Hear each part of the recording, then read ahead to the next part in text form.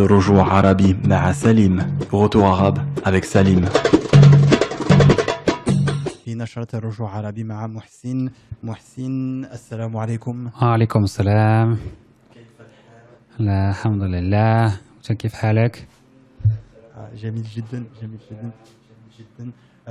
Donc on continue en langue française pour que tu sois un peu plus à l'aise pour l'instant, mais l'année prochaine tu seras un pur arabisant.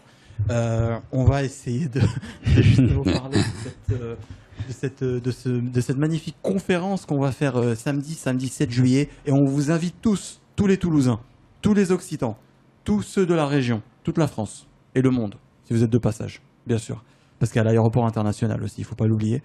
Donc venez le samedi 7 juillet, une conférence Art et Islam, apport de la culture arabo-andalouse. C'est énorme au niveau médiéval, au niveau contemporain, à toutes les époques. Et on rappelle que l'époque de Al-Andalus a influencé le monde au même titre, on peut le mettre au même niveau que la Grèce antique, pour le monde d'aujourd'hui, véritablement. Mohsin, on est là pour parler avec toi de tout ça. Effectivement, en effet. Merci de ton invitation, Salim. Un grand honneur, un grand plaisir. Et je voulais te dire, tu es donc d'une association qui s'appelle Amos. Lomas, exactement. Ah là là. Je l'ai lu tout à l'heure. Tu l'as eu tout à l'heure, et tu peux pas deux fois, c'était trop te demander, Salim. Non, c'est Lomas, effectivement, c'est l'organisation musulmane des acteurs de la santé. C'est une association qu'on a créée il y a quelques années. Je suis pas le membre fondateur, mais on l'a créée au début 2015.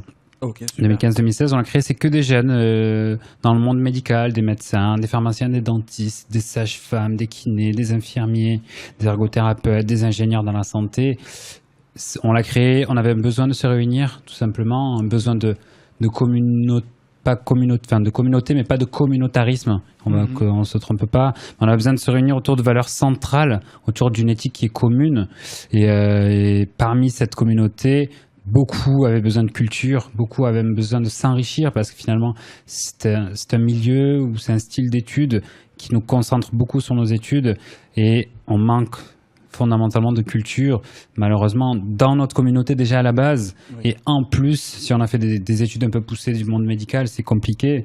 Et on s'est posé la question devant le postulat de se dire, en fait, il faut qu'on s'enrichisse culturellement, il faut qu'on enrichisse culturellement le reste de notre communauté, le reste de la société française, parce que la culture se perd de plus en plus. On se rend compte que les anciens, les gens qui ont 70 ans, 80 ans, étaient plus cultivés que nous à l'époque. C'est-à-dire qu'aujourd'hui, on est à l'ère des médias, on est à l'ère des séries télévisées, des séries. Du coup, on a moins de lecture, on lit moins, on est moins littéraire, on connaît moins l'histoire du passé. Les jeunes aujourd'hui ne connaissent plus l'histoire. L'histoire. L'impression. Ouais. L'impression, mais ils ne la connaissent pas. Qui connaît Amir Abdelkader, qui connaît Al-Andalus, qui connaît Abdelrahman al-Dakhil, qui connaît Salah ad-Din al-Ayyubi. Ce sont des grands noms qui ont fait la civilisation arabe et qui sont méconnus par la jeunesse.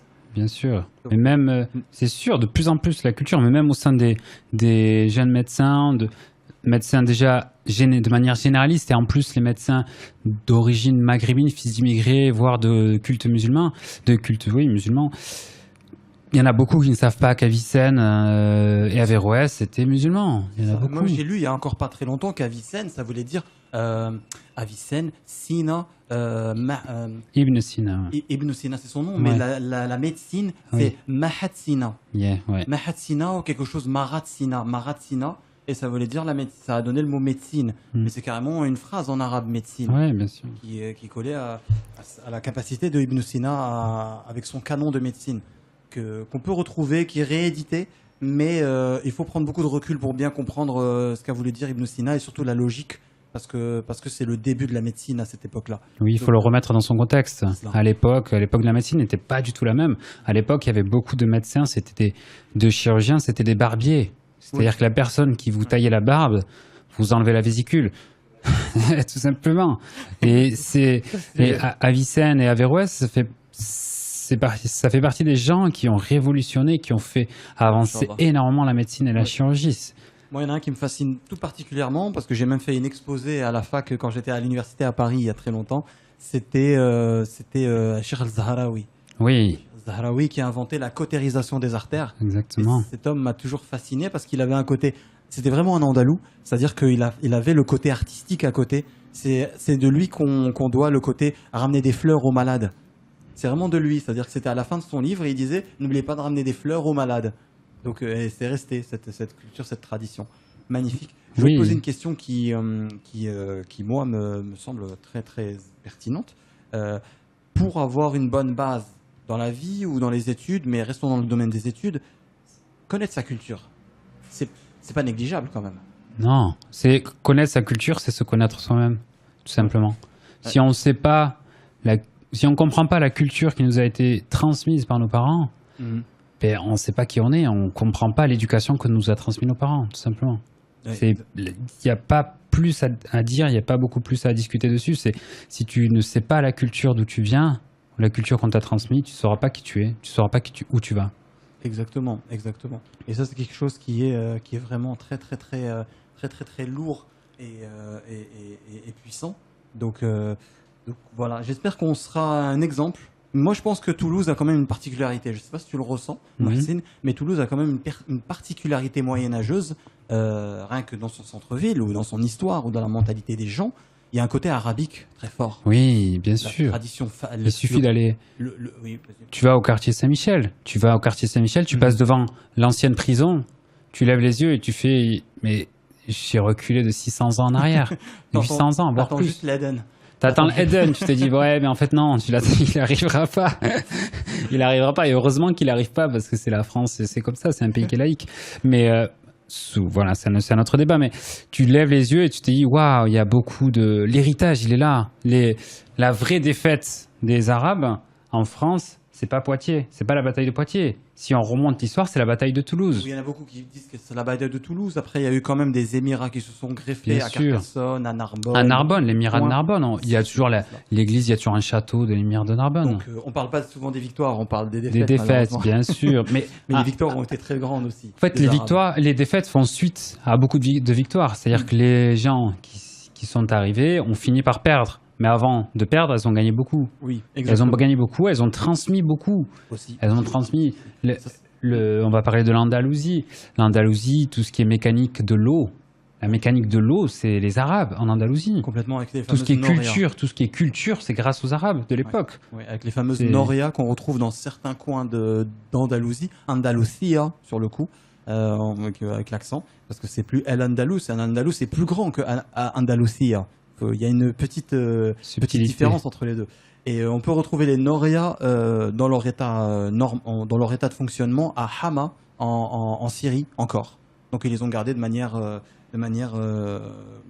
décorative, ou en tout cas de manière civilisationnelle, musée là-bas à Hama en Syrie. Et il faut savoir que ces norias qui étaient les usines hydrauliques de l'époque marchaient et faisaient tourner toute la civilisation arabo-musulmane à l'époque. Donc c'était vraiment, vraiment, vraiment spectaculaire. On revient juste après une petite musique et on finit l'interview avec Mohsin qui est vraiment une interview exceptionnelle. Donc ça va vraiment plaisir. Il est venu vous voir de loin. Donc recevez-le comme il se doit. Et venez, surtout et venez. venez samedi, venez le Venez. saluer, venez nous saluer samedi, Inch'Allah. Samedi 7 juillet à 14h30, c'est à l'amphithéâtre Sénéchal, c'est la conférence Harry Islam, apport culturel du monde arabo-andalou. Si vous voulez vous amuser, vous divertir et surtout vous enrichir culturellement, vous êtes les bienvenus et c'est l'endroit où il faut être samedi. Exactement. Et toutes les questions que vous avez toujours rêvé de poser, posez-les. Posez-les à ce moment-là, notez-les avant. Je sais que beaucoup vont vous venir sur le coup, mais c'est pas comme une question réfléchie. Donc n'hésitez pas. Vous allez affaire à des spécialistes, à des gens qui ont donné leur vie pour cette culture et cette civilisation.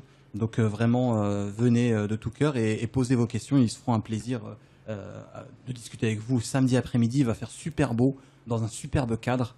Donc, marhaban bikoum. On revient avec ce chant de l'Andalous repris, Jadek al-Ghaib, Jadek al-Ghaïs, et du coup, Rabi' Cordoba, de Rabi' Cordoba. Et donc, c'est un chant qui est vraiment très lourd, très, très beau aussi. Et on revient juste après avec Mohsin pour continuer cette interview magnifique. À tout de suite dans l'émission Al-Rujou' Arabi. الرجوع عربي مع سليم. Retour arabe avec Salim. أهلا وسهلا سنعود مع الأخ سليم في نشرة إذاعية الرجوع عربي. الرجوع عربي نعم الرجوع عربي. Et on continue donc avec le frère Mohsin. Mohsin qui est là avec nous. Ahlal. Ahlan bik. Mohsin. Ça fait vraiment plaisir on va voir si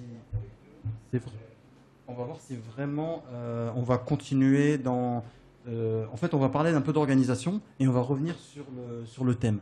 Donc, l'organisation, c'est la conférence de samedi. Ce samedi-là, c'est pas samedi dans un mois, c'est ce samedi-là. Samedi 7 juillet à 14h30 à l'amphithéâtre du Sénéchal au centre-ville de Toulouse. C'est ça, juste à côté du centre-ville. Et c'est incroyablement fort. C'est incroyablement fort, je ne sais pas si vous vous rendez compte, mais c'est la culture. C'est Bilad al-Qustan, l'Occitanie, la capitale de l'Occitanie, avec tout son apport médiéval, les troubadours, Tarabadour. Donc c'est un mot arabe, troubadour, il ne faut pas l'oublier.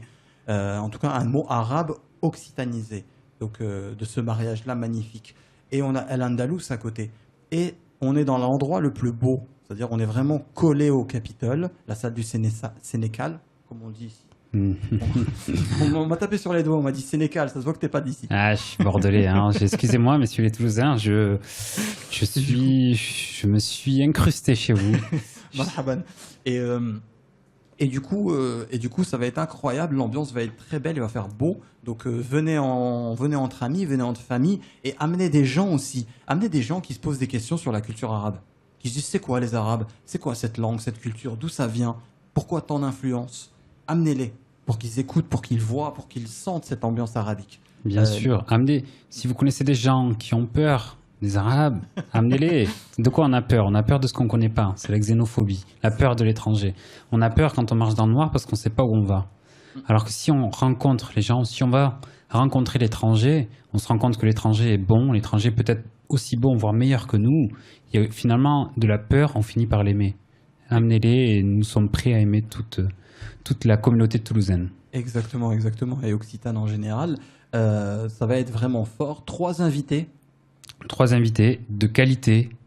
Toi, pour commencer, Salim, merci. qui tu es Moi. Pour ceux qui ne te connaissent pas, Retour Arabe, c'est toi. Retour Arabe, oui. C'est ton bébé, c'est ta création. Alors. Cette émission de radio, ce café linguistique dans la librairie Ombre Blanche toutes les semaines, tous les mercredis. Exactement. Tous les mercredis, c'est toi qui, en centre-ville, qui est connu pour maintenant transmettre et faire découvrir la langue arabe aux jeunes Toulousains, aux jeunes Occitans. Tu leur ouvres tes portes grâce à la librairie Ombre Blanche. Tu as des locaux, tu as un grand cœur, tu as une culture importante, très grande. Tu as un amour pour la langue arabe qui est incommensurable. C'est ma vie. C'est ta vie. Et c'est tout à ton honneur. Tu défends une langue arabe qui est une langue vivante, qui est une langue riche, qui est riche en sonorité, qui est un vecteur de culture, de poésie, de chant, de musique et de religion également. Même si la langue arabe, c'est pas que la religion, même si elle est souvent attachée à la religion, souvent attachée au monde arabe, mais au monde maghrébin en France notamment. Mais la langue arabe, c'est une langue avant tout. Et à l'époque, c'était un moyen d'échange économique, c'est-à-dire que les commerçants, avant de trader en anglais sur les marchés financiers, avant, les gens négociaient en arabe. C'est cela. C'est-à-dire que le viking, quand il voulait acheter des produits, il parlait en arabe. Je voulais sortir cet exemple parce qu'une île à côté de la Suède, une île suédoise, qui appartient à la Suède, au royaume de Suède, on a retrouvé les dinars d'or. En fait, parce que c'était pas en petite quantité, en grande quantité.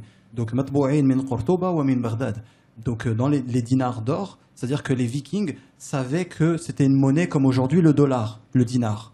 Il faut aussi voir ça. Pas loin d'ici, on a Jebel Khalil, Qilal, les Pyrénées, qui a donné le mot, qui vient du mot Baranis, les Barnos, qu'on met souvent au Maghreb quand on a un peu froid, on monte dans la montagne, on met le Barnos, le Barnos. Et ben, le Baranis, ça a donné les Pyrénées. C'est ce mot-là, les Pyrénées, c'est le Barnos, tout simplement. Et cet échange-là est très très fort, et à cette époque-là, on s'en rend pas compte aujourd'hui quand on voit la situation du monde arabe. Mais je peux vous garantir que c'était l'équivalent des USA x 10.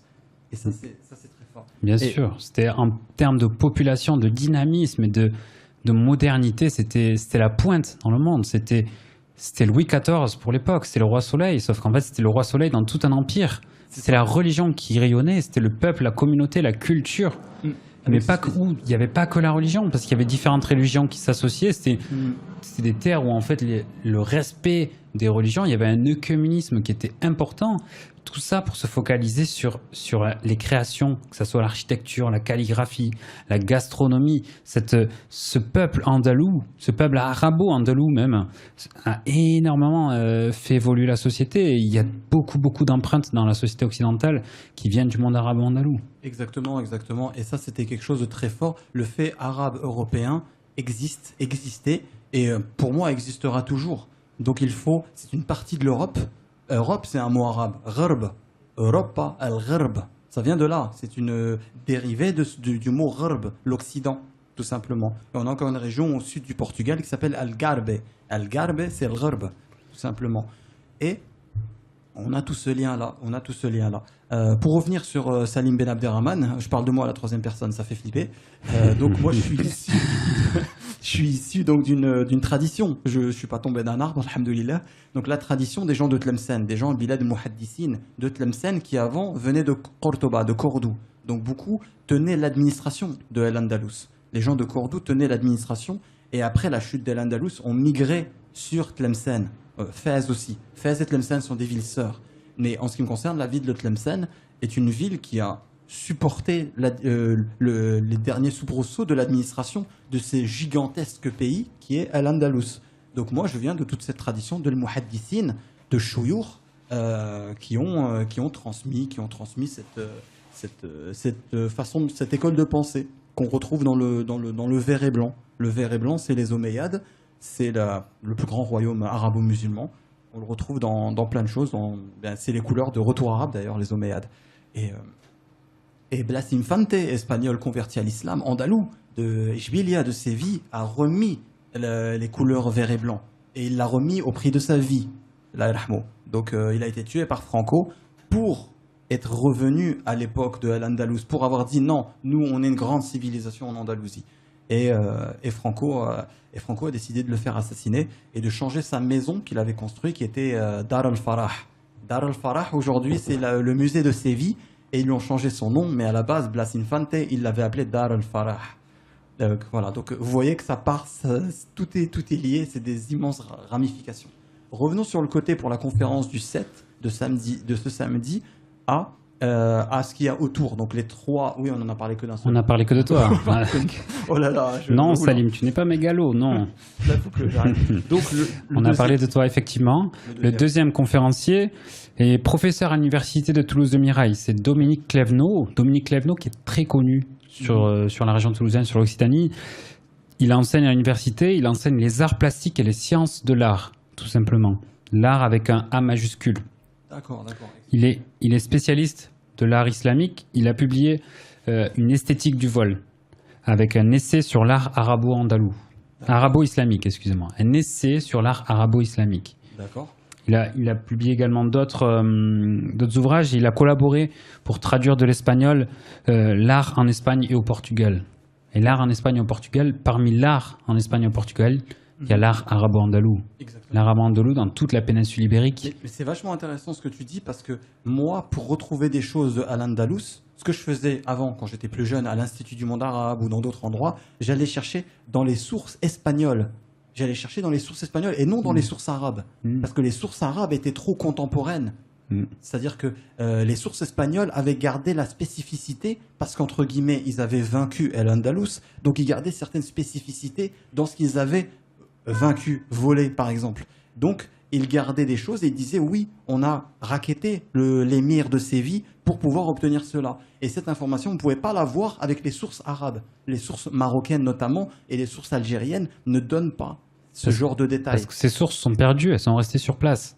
Soit elles sont restées sur place, soit il y a eu une diaspora. Les Andalous sont partis à Fès, à Meknès, à Marrakech, à Tlemcen, à Kérouan. Ils sont partis un petit peu partout. Du coup, il y a une diaspora. Alors qu'avant, c'était vraiment des pôles. Cordoba, c'était un pôle économique, mais aussi culturel. L'Alhambra, Granada, c'était un pôle culturel d'architecture, de gastronomie, de calligraphie, d'ornement. Le zelige, la couture, la haute couture, le caftan, tout venait de là. Les colorants, les pigments ont été inventés là-bas. Et ça a donné énormément de choses de notre civilisation. On peut retrouver beaucoup de cette civilisation-là aux Amériques. Aux Amériques, j'en parlerai. parce que c'est quand même quelque chose, il faut vraiment creuser. Moi, j'y suis allé en Amérique latine pour chercher l'époque de Al-Andalus. J'ai été incroyablement surpris, mais c'est pas aussi simple que ça. Il faut vraiment creuser. Donc, c'est pas n'importe quel spécialiste qui peut avoir cette patience et ce recul pour décerner ce que de Al-Andalus est parti aux Amériques, du nord comme du sud. On peut retrouver les traces de Al-Andalus au Texas. On peut les retrouver en Floride. On peut les retrouver à Cuba, bien sûr, au Venezuela et dans d'autres coins. C'est assez fort, c'est assez puissant. Donc il faut aussi voir, parce que c'est des histoires qui sont très passionnantes. Oui, Mais ça nous permet de ne pas nous focaliser sur le Maghreb. Les Arabes en France, c'est pas que le Maghreb. Les Arabes en France, c'est un héritage culturel qui reste imprégné en France, mais en Europe, dans toute l'Europe, et en Espagne, en Italie, en Sicile, oui, tout ça. Et mine de rien, personne n'en traite et personne n'en parle. Et c'est vraiment l'occasion, cette conférence, de traiter de l'art et d'islam, mais surtout de la culture arabo-andalouse et de tout l'apport et l'enrichissement culturel qui a été apporté par cette civilisation. c'est ça, petite parenthèse, vous vous rappelez de 2 émissions qu'on avait fait, l'avant Malta, Qabl Malta, et l'après Ba'd Malta. Et j'étais parti à Malte, j'ai fait une émission avant et après, donc elle est encore disponible en podcast. Et Malte, c'est vraiment une île qui est vraiment incroyable. Ils ont gardé la langue arabe avec son aspect moyenâgeux, ils ont relexifié, ils l'ont mis en alphabet latin, mais c'est intercompréhensible. Moi, je parle avec les Maltais, c'est de l'arabe avec un accent italien. Et c'est la langue officielle d'un pays donc de l'Union européenne, le maltais, qui est de l'arabe dialectal, en fait. Et ça, c'est assez puissant, donc de voir ça. C'est un aspect, pour moi, Malte, c'est un pays maghrébin. Oui, mais C'est toutes les îles... c'est notre côté maghrébin qui a plus viré vers la chrétienté, pour moi, Malte. Exactement, c'est orthodoxe, surtout après il y a eu les Grecs. Donc, du coup, il y a l'orthodoxie qui est venue s'installer, ce qui fait qu'en fait, on peut voir des églises, mais également des mosquées, des vestiges de mosquées ou des mosquées qui ont été réhabilitées en église. C'est la même chose en Sicile. En Sicile, vous voyez une petite tombée, vous dites « Oh, Mesquina », et bien la Sicilienne, elle va dire « Oh, Mesquina aussi », parce que c'est le même terme. Ils ont gardé cet héritage. C'est vrai. C'est très, très, très troublant et c'est assez puissant là-dessus. Donc, la Sicile aurait pu revenir à l'arabe sicilien, ce qu'on appelle le suculo-arabique, mais toute sa jeunesse, en fait, puissante, était partie à New York. New York, où beaucoup de films ont été faits sur la mafia new-yorkaise. Donc, toute cette jeunesse-là n'a pas pu sentir le frémissement du nationalisme arabe. Le nasserisme à l'époque, Nasser, Ben Bella, tous ces grands noms, Al-Khattabi et autres. Donc ça n'a pas été senti en Sicile parce que la jeunesse n'était pas là pour la tenir. Elle était partie à New York. Mais à Malte, où les Anglais avaient laissé l'indépendance aux Maltais, ils avaient besoin de leurs jeunes pour construire leur pays. Donc quand le nationalisme arabe a grandi, les Maltais s'en sont emparés et ont mis le suculo-arabique comme langue officielle. Les Siciliens ne pouvaient pas parce qu'en Sicile, il n'y avait que des vieux, des vieilles et des petits bébés. Toute la jeunesse était à New York. Donc, ils n'ont pas pu, ils ont senti la chose arriver, mais ils ne l'ont pas pris. C'est pour ça que c'est aussi une belle leçon pour nous en France. Il faut, à un moment donné, sentir l'appel du destin. C'est aussi important. Et quand on le sent, c'est là qu'on s'envole. Il ne faut pas laisser le train passer, Inch'Allah. Donc voilà. Passons au 3e invité. J'ai pas fini.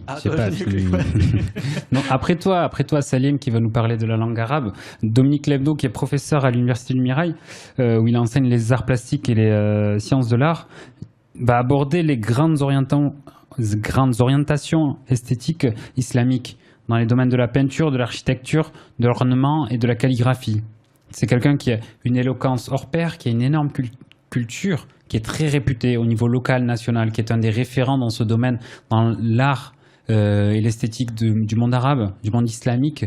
C'est vraiment quelqu'un qui de mieux qu'un non-arabe et un non-musulman pour parler de nous, en bien. Oui, exact. C'est là où on voit que d'habitude, c'est en mal, mais là, aujourd'hui, c'est quelqu'un en bien, c'est quelqu'un de très cultivé, de très intéressant, de très objectif, qui va nous parler de toutes les choses belles qui ont été construites, qui existent toujours, qui perdurent. Et l'esthétique fait partie de notre religion, de notre culture, de l'héritage arabo-andalou. Je sais de quoi je parle, je suis chirurgien esthétique. Donc vraiment, je suis tombé là-dedans, je me suis beaucoup cultivé beaucoup intéressé à ça en choisissant mon métier. Et je me suis rendu compte qu'en fait, l'esthétique, c'était totalement mon héritage, totalement ma culture. Et tout ce qui est beau, on voit, il suffit d'aller à Fès, d'aller à Marrakech, pour voir que le beau, c'était vraiment recherché. On recherchait le beau dans tout ce que l'on faisait, que ce soit le vêtement et même dans la manière de présenter nos plats et nos repas. Et grâce à ça, il y a un héritage qui est important, qui a perduré en Occident, dans le monde arabe, dans le monde entier. Et Dominique Lebnou va nous permettre d'entretenir et de nous raconter les grandes orientations esthétiques et islamiques dans le domaine de la peinture, de l'architecture, de l'ornement et de la calligraphie. Ensuite, parce que ça y est, on va passer au troisième. Le troisième... Je voulais juste dire que c'est un verset du Coran, Dieu est beau et aime la beauté. Ouais. Donc ça aussi c'est quelque chose qui a à la base été important. Et le rapport à la beauté, l'harmonie, la perfection des choses, ça a été mis très en avant jusqu'au paroxysme à l'Andalous. C'était quelque chose d'incroyable. Donc c'était vraiment poussé. Et si vous allez visiter le Hamra, Qasr al-Hamra, le palais de l'Alhambra, vous allez vous rendre compte, pour moi c'est l'endroit le plus beau du monde. Donc j'en ai fait des endroits, j'ai fait le tour du monde. Et l'Alhambra, c'est vraiment quelque chose qui me marque, qui m'a marqué à vie. Et je rêve juste de revoir l'Alhambra, Inch'Allah. Et c'est quelque chose de vraiment parfait. Donc je ne sais pas si l'humain peut atteindre quelque chose d'encore plus parfait. Il y avait ce souci de beauté et on le retrouve toujours dans les poèmes andalous. C'est ce qu'on disait en Andalousie, c'est la chose la plus belle au monde, c'est une belle parole dite par un beau visage. Donc ça résume tout. C'est la base, le socle même de la beauté. Et c'est quelque chose qui est au paradoxe, au paroxysme et à la frontière de tout. On est dans le rêve, on est dans l'imagination. C'est vraiment incroyable. Donc voilà, on va faire une petite pause musicale et on revient sur le troisième invité. Très bien, super. On revient bien sûr, évidemment, je n'allais pas couvrir ça. On revient sur le troisième invité et sur l'organisation aussi. Sur l'organisation qui est vraiment, qui est pas mal. C'est aussi ça le côté passionnant, c'est de construire un peu son bébé et de le mettre en avant comme on veut le voir, Inch'Allah. Donc on va revenir juste après et voilà, restez avec nous. D'ailleurs, une musique d'un Égyptien qui a repris un style andalou et c'est ce qui l'a pratiquement fait connaître. C'est Amr Diab, que vous connaissez très bien, que les anciens connaissent. Donc Nour El Ain, musique très, très, très piquée espagnole. On revient juste après. الرجوع عربي مع سليم. Retour arabe avec Salim. أهلا سنعود معكم هنا في نشرة إذاعية باسم الرجوع عربي Retour arabe et on continue avec Mohsin. Mohsin, est-ce que ça va? Ça va, alhamdoulilah. Super. Donc on parlait de la conférence. On parlait de la conférence justement le samedi 7 pour le troisième intervenant. Troisième oustad. Alors qui est-il? Alors cet intervenant, c'est pour moi un génie. Un génie, il n'est pas arabe. Il n'est pas du tout arabe. Il s'appelle Jean-Michel Laurent. C'est un ancien membre de la maison Tiercelin. La maison Tiercelin, c'est une grande maison d'import et de vente de safran. C'est un érudit, quelqu'un de très cultivé, de passionnant, vraiment de passionnant. Wow. Vous tombez amoureux de sa personnalité. Il pourrait vous parler pendant des heures sans s'arrêter. Vous pourriez être assis à côté à boire ses paroles pendant des heures sans vous ennuyer. Vraiment, c'est quelqu'un de très enrichissant. C'est Jean-Michel Laurent est tout simplement un traducteur du traité de gastronomie arabo-andalouse, dit anonyme, anonyme andalou. Il a mis 20 ans à le traduire de l'arabe. 20 ans, je ne sais pas si vous vous rendez compte, 20 ans à traduire un traité de gastronomie arabo-andalouse parce qu'il considérait que les traductions qui étaient présentes n'étaient pas bonnes. Et lui, il a tout retraduit. C'est un érudit, il est passionné des cultures, des cuisines riches en épices. Oui, parce qu'on oublie de dire, parenthèse, que le traducteur, quelqu'un qui traduit, c'est un écrivain. C'est un écrivain parce qu'il faut qu'il repense en fait l'idée, tout simplement. Donc il écrit quelque part, il pense la chose. Bien sûr. Il faut la repenser. Et donc tous les traducteurs que vous voyez, ce sont des écrivains. Dès que vous voyez dans un livre traduit de l'anglais par, traduit de l'arabe par, la personne est un écrivain aussi parce qu'il repense l'idée, il la repose en fonction de là où il vit. Et ça, c'est un travail d'orfèvre, c'est un travail très technique, très dur aussi. Donc un traducteur, c'est aussi un penseur et un écrivain. Bien sûr, c'est un écrivain et Jean-Michel Laurent est un écrivain hors pair, c'est-à-dire qu'il a appris une langue.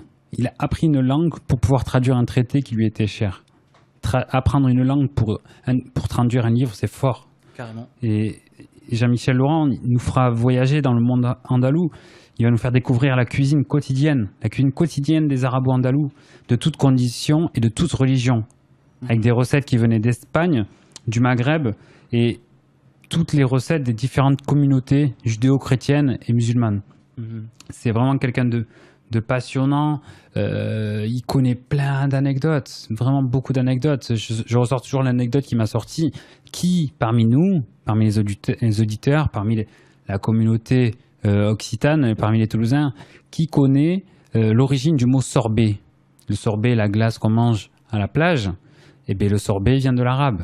Sorbet, shorba, tout simplement. Exactement. Et il est riche en anecdotes. Si vous venez à la conférence le samedi 7 juillet, samedi prochain à 14h30, il va vous faire rire, il va vous faire rêver, il va vous transporter, il va vous faire voyager au travers d'anecdotes, d'anecdotes insolites, de connaissances, et vous allez ressortir de cette conférence, mais clairement beaucoup plus intelligent qu'avant de venir. Vraiment, vous allez être épanoui, vous serez heureux, vous direz, mais quel après-midi j'ai passé. C'est incroyable parce que moi, ça me touche beaucoup, ça me touche énormément en tant que descendant d'Arabo-Andalous, parce que justement, Al-Andalus, c'est ce que les Américains, les penseurs américains, se sont inspirés pour créer cette relation Europe-Amérique.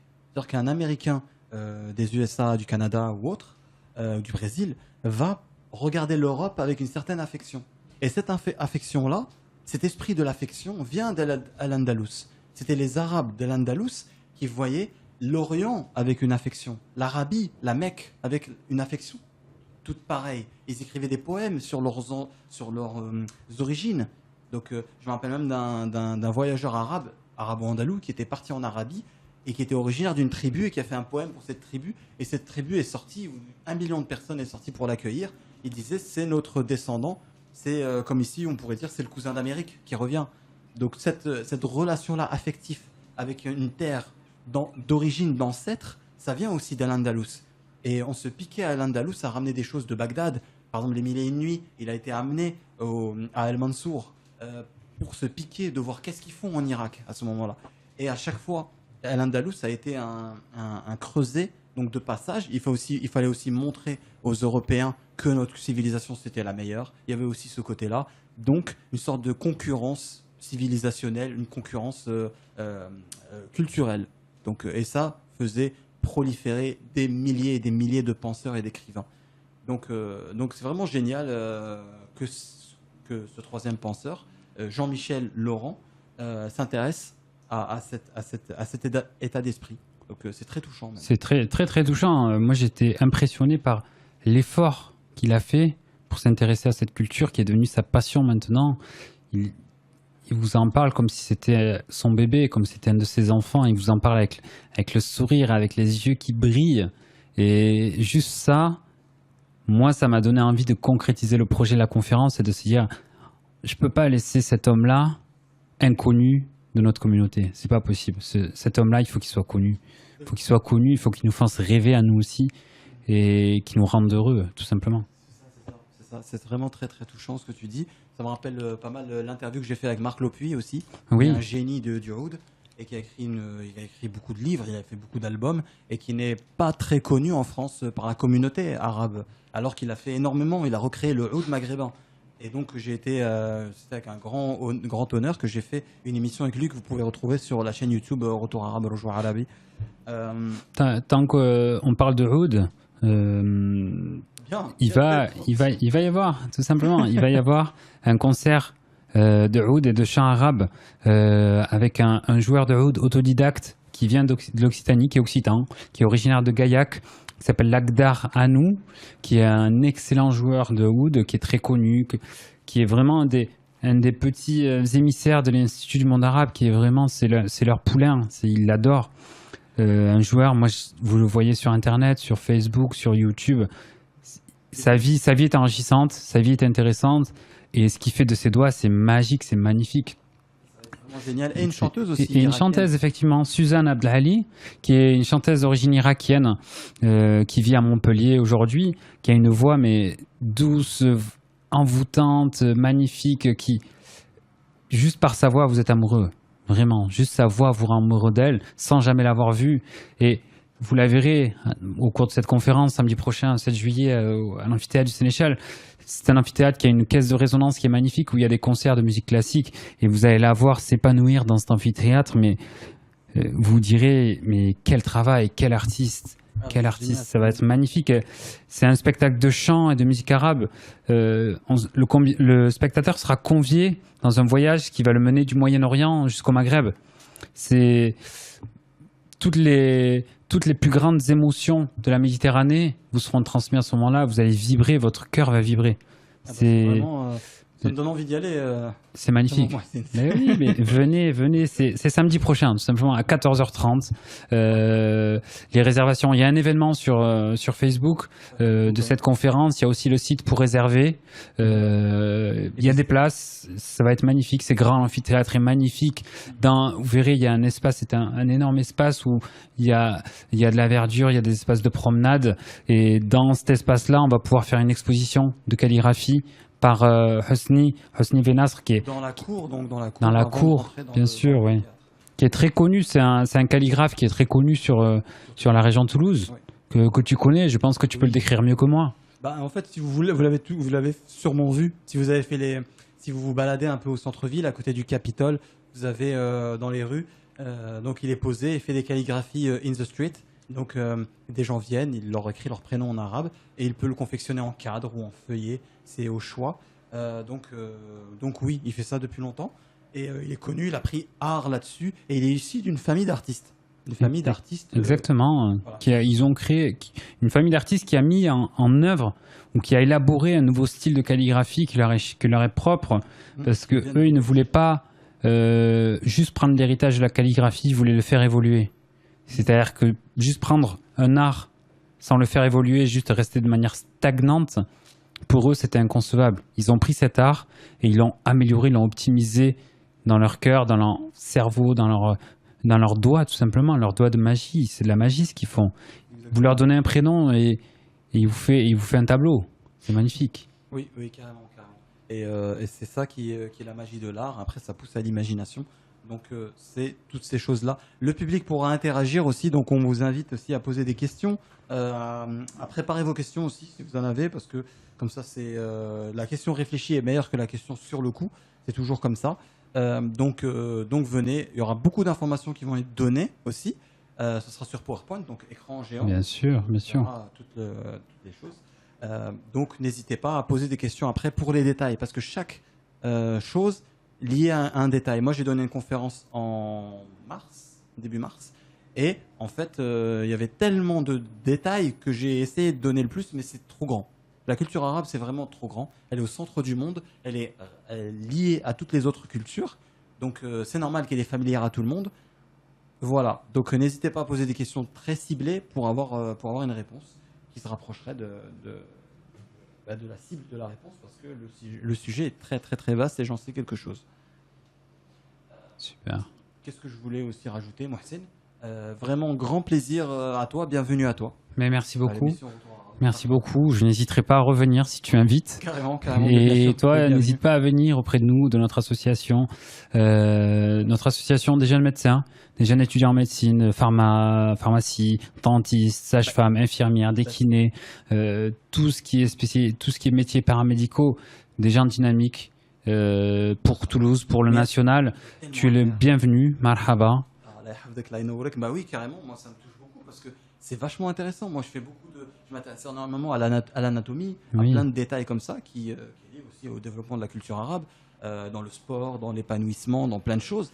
Et ça serait intéressant de faire encore des conférences là-dessus parce que le sujet est vaste. Et moi, je me rappellerai toujours de ce médecin américain, un immense médecin américain dont j'ai oublié le nom parce que mon papa, il me l'avait dit quand j'étais petit. Il m'avait fait lire le livre quand j'étais petit, excusez-moi. Et du coup, cet immense médecin, il avait trouvé en fait que chaque partie du corps communiquait entre elles. Il avait écrit un grand livre dessus, 600 pages à peu près. Et donc, c'était une partie de l'ouvrage. Et donc, que chaque élément communiquait. C'est-à-dire que votre foie et votre cœur sont liés. C'est pas direct, c'est indirect. Mais si votre foie est malade, mais vous faites en sorte que votre cœur va mieux, ça va aider votre foie. Et c'était lui qui avait découvert cette théorie-là. Je le vulgarise énormément, je suis pas médecin. Et il avait cité en fait en préambule une phrase de Omar. Donc Omar le calife. Oui. Donc qui était un peu un rapport avec le laisser-aller de la vie. Et donc, il avait cité Omar parce que c'était important pour lui de citer Omar. Donc, c'était très, très, très touchant qu'un niveau de science aussi grand est lié aux grands hommes de la civilisation arabe et arabo-musulmane. Donc, bon, donc voilà. Donc, moi, je vous donne rendez-vous tout simplement samedi prochain, samedi 7 juillet, à partir de 14h30 à l'amphithéâtre du Sénéchal en plein centre-ville, près du Capitole. Vous aurez tous ces intervenants, ces expositions, un concert de musique. Vous allez pouvoir vous divertir, interagir avec nous, rencontrer des nouvelles personnes. Rentrer plus intelligent chez vous le soir, vous coucher plus intelligent, mine de rien, c'est pas donné à tout le monde. Vous allez pouvoir comprendre si vous êtes de ces origines, comprendre vos origines. Si vous n'êtes pas de ces origines, comprendre une culture différente. Vous êtes les bienvenus. Il y a de la place pour tout le monde, vous inquiétez pas. Marhaba, comme on dit. Ça fait vraiment plaisir, Mohsen. Et une question par rapport à l'association. Oui. Elle existe depuis combien de temps? Alors, elle a été créée à partir du début de cette association, c'était 2014-2015. Ah oui. C'est une association qui est très jeune, par l'âge, par la création et par l'âge moyen de ses membres. On est développé dans chaque ville, Paris, Bordeaux, Marseille, Toulouse, Montpellier, Saint-Étienne, Une ville Clermont. un peu plus forte que les autres? En nombre ouais. ou en nombre, forcément l'Île-de-France. L'Île-de-France est beaucoup plus importante, mais par exemple Toulouse, c'est une des régions les plus dynamiques de l'association, avec beaucoup d'événements, beaucoup d'entraide, beaucoup de motivation. Mais on ne peut pas comparer les différentes villes. Chacune évolue à sa vitesse, mais elles sont toutes complémentaires. Les collègues de Paris, Bordeaux, ils vont venir samedi? Oui, bien sûr. Samedi, ils seront tous là. Non, bien sûr, mais ils seront tous les plus motivés, vont venir. Il y aura beaucoup de personnes. D'accord, super. Alors, on se donne rendez-vous, Inch'Allah, samedi après-midi, avec nous. 3 intervenants spécialistes dans leur domaine, des gens qui ont donné souvent leur vie pour ce domaine-là. Jean-Michel Laurent, Dominique Clévenot, Salim Ben Abdelrahman. Votre frère, pour toujours. Et également un concert de oud et de musique arabe avec Lagdar Anou et Suzanne Abdelali. Et également une exposition de calligraphie avec Hosni Venasr, un vrai Toulousain. Exactement, d'origine de Bilad el-Shem. Et donc voilà. Donc on vous invite tous, venez avec des amis, de la famille, des gens qui connaissent beaucoup la culture arabe. Il y aura des spécialistes, des gens qui vulgariseront aussi pas mal de choses. C'est un bon moment, il y aura de l'humour, pas mal de choses sympathiques et énormément de savoir. Exactement. Si vous voulez des infos, rendez-vous sur Facebook, il y a un événement. C'est conférence Art et Islam, apport culturel du monde arabo-andalou. L'art et l'islam, l'apport culturel du monde arabo-andalou, tout simplement. Voilà. Marhaban, on se donne rendez-vous pour le 7. C'était une émission exceptionnelle de Rojo Arabi, Retour Arabe avec votre frère Salim. C'était une émission exceptionnelle pour la conférence du 7 parce que vraiment c'est une immense conférence avec énormément de science. On en est très très fiers dans la salle du Sénégal. Donc voilà, marhaban bikoum et rendez-vous pour le 7 et nous dans l'émission Rojo Arabi سأقول لكم سأشاهد بكم بعد هذه على نشرة إذاعية على كل الموضوعات والموضوع يوجد أن يكون طيب هكذا ويذكر عن وقت العربي الذهبي وكل أوقات الأمة العربية والضمير العربي عندكم وإن شاء الله سأدفع لكم هذا الضمير ومرحبا بكم في هذا المؤتمر الجميل وإلى اللقاء السلام عليكم à samedi alors. Alaykoum salam. Merci Salim. Ça marche. Salam. الرجوع عربي مع سليم. Retour arabe avec Salim.